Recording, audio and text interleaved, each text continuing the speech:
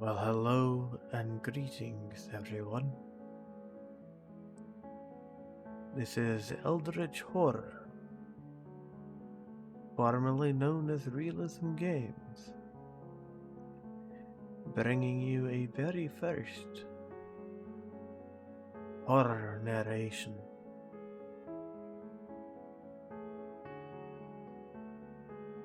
Come join us as we travel the seas on the horror ship that will not ever let us leave.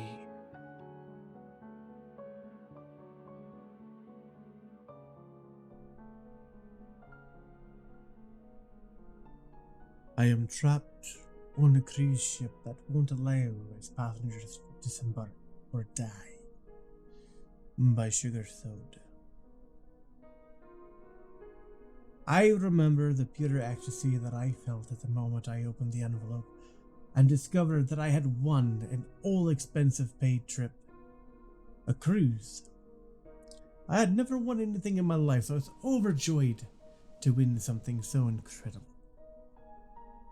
But at the time, I didn't even realize about the fact that I didn't remember entering any competitions.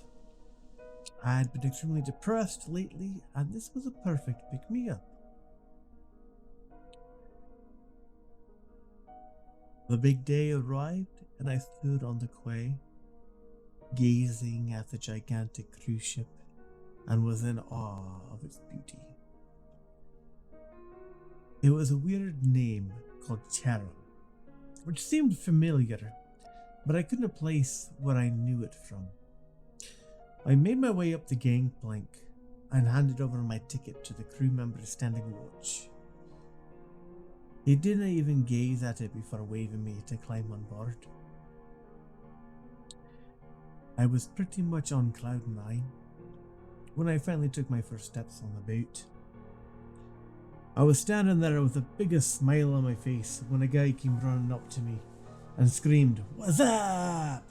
right in my face. I started to laugh, as I hadn't heard anyone say that phrase in almost 20 years. The laughter died in my throat as I gazed into his face. He had an unhinged, manic look that made me take a few steps back until I bumped into the railing. His eyes were completely bloodshot, and I couldn't see a trace of his white in his eyeballs. He once again screamed, "What's up?" before rushing off. I stood there, shaking for a few minutes, as I didn't know what to do. I was roused from my thoughts when the ship's horns blared, and we started moving.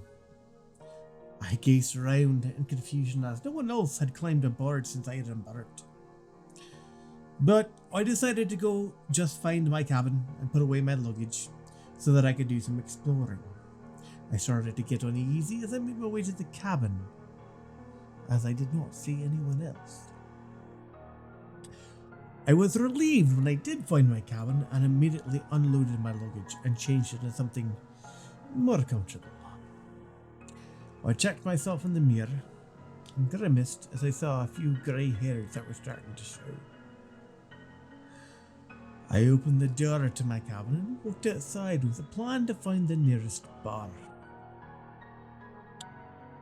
I could hear voices in the distance and began making my way towards them.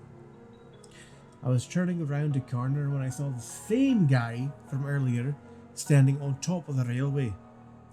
He must have heard me because he turned around and locked eyes with me and half-heartedly said, "What's up?" before jumping overboard.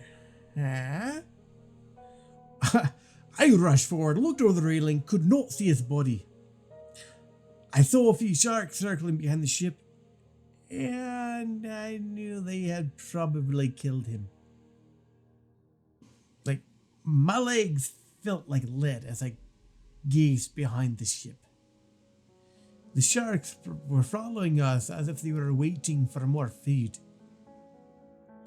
I decided the best course of action was to find a crew member and explain to them what had happened. The voices I had heard from earlier were growing louder, and I finally discovered the source, which appeared to be a ballroom. I pushed open the doors and moved inside. The room instantly went quiet. Dozens of eyes now locked on me. I felt a shiver go down my spine as I looked at everyone. They all had the same manic look on their face, and their clothes were all mixed match from different time periods. The conversations were once again started as my novelty quickly ended. I tried to talk to people, but they would just shush me. Shh. And then continue talking. I was about to give up when an old woman waved me over. She was using a knife to clean dirt from between her nails. It kind of reminded me of my great aunt Gladys. Her face was covered in wrinkles, and she looked like she had been beautiful a long time ago. She gave me a warm smile and ushered me to sit down. She asked me how long I'd been on board. I kind of grimaced when I said I'd just arrived today. I laughed when she said that she'd been on board since 1945. But the serious look on her face made me stop laughing. She reached over and squeezed my hand and told me, "There's no escape in this ship." I was sitting there in shock at what she'd said when she grabbed my hand, and then used a knife to slice off 2 of my fingers. I began screaming in agony when she picked up the fingers and threw them in her mouth. She opened her mouth after a minute and I saw that my fingers were gone. She started to stand up and I jumped away. Everyone else in the room was watching us now, and I could see that some of their gazes were fixated on my blood-soaked hand. They were licking their lips, and some began to stand up.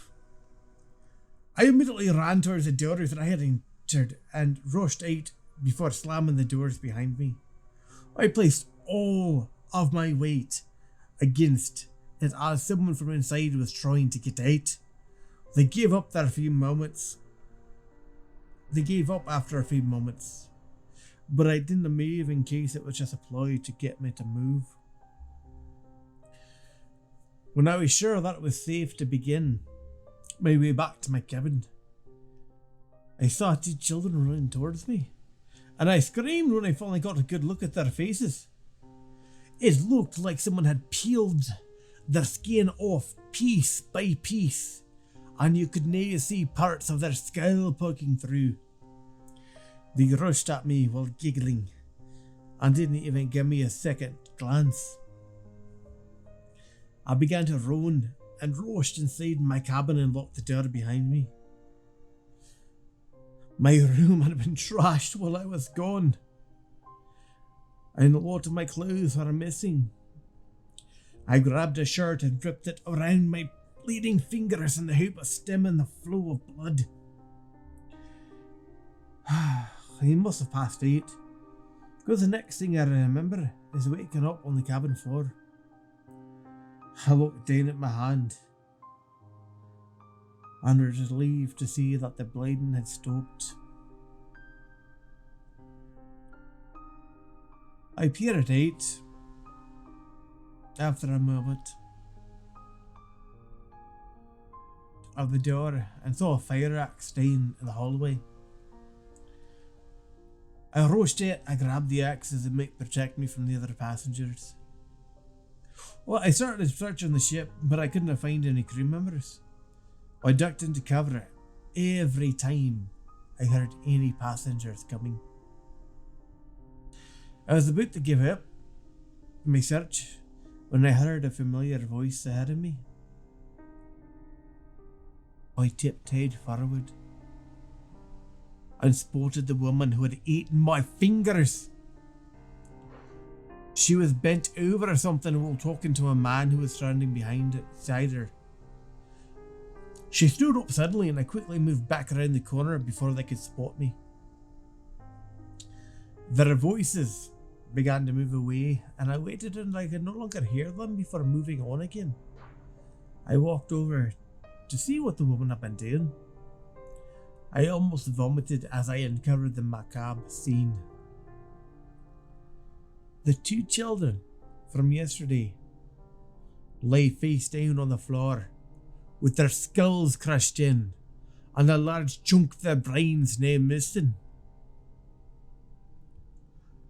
I fell to the ground while I jumped up, and they looked down at me, and before running off, I started hyperventilating as I could not comprehend what I had just witnessed.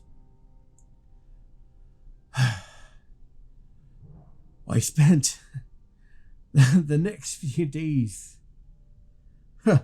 going over every inch of the ship that I could safely explore. I ran into a few other passengers throughout this time and had to flee from them as they hungrily advanced on me. I had to use an axe to crush in one of their skulls, and yet somehow, I managed to walk away with my axe still in his skull. I made one sickening discovery during the time which gives me chills even now to remember. I'd been searching some of the nearby cabins that were close to my own. I walked in to find one of them with a skeleton on the bed. All of the skin, the muscles, had already long since rotted away. I grabbed a nearby blanket to cover the body when the skeleton turned its head to me and begged. It begged me to kill it. I ran out of the cabin so fast I probably set a new land speed record. Yesterday we pulled into port, and I grabbed my stuff with the intention of disembarking. I reached the gangway and regarded it as my salvation. The quay looked deserted, and there seemed to be only that one crew member standing at the bottom. I placed my foot on the gangway and began to move forward. Immediately I became disoriented and felt something latch onto my leg. I froze in terror as I looked down at an endless black abyss filled with thousands of rotting corpses. Many of them were somehow making their way towards me. One of them had a grip on my ankle and was pulling me down to join the others. I lashed out with my other leg and kicked them repeatedly until they let go. I fell backwards onto the deck of the ship with a rotting hand still attached to my leg. Quickly I wrenched it free and lobbed it overboard. I stood up and stared at the gangway as it looked completely normal again. A family of four walked up the gangway, and the parents were giving me concerned looks as I moved past me. One of their children kept glancing back at me as I moved away. I wished that I had warned them not to come on board. But now it is too late. The next day, I was making my way along with the hopes of finding something to eat. I stopped dead in my tracks as I spotted the decapitated head of the child from yesterday. Her body was nowhere to be seen, and there were bloody stains on the floor, which make me think someone had dragged her away. She suddenly opened up her eyes and asked me to help her find her mummy and daddy. I picked up her head and told her that I'd help her as best I could. I dropped her over the railing and hope that this will release her from the ship. The sharks instantly devoured her skull, and I felt a tear run down my cheek. I now stand beside the railing looking back at the sharks, and I'm wondering if the "what's up" guy had made the right choice. I am beginning to wonder if I will be brave enough to make the same choices as him to escape this cruise from hell.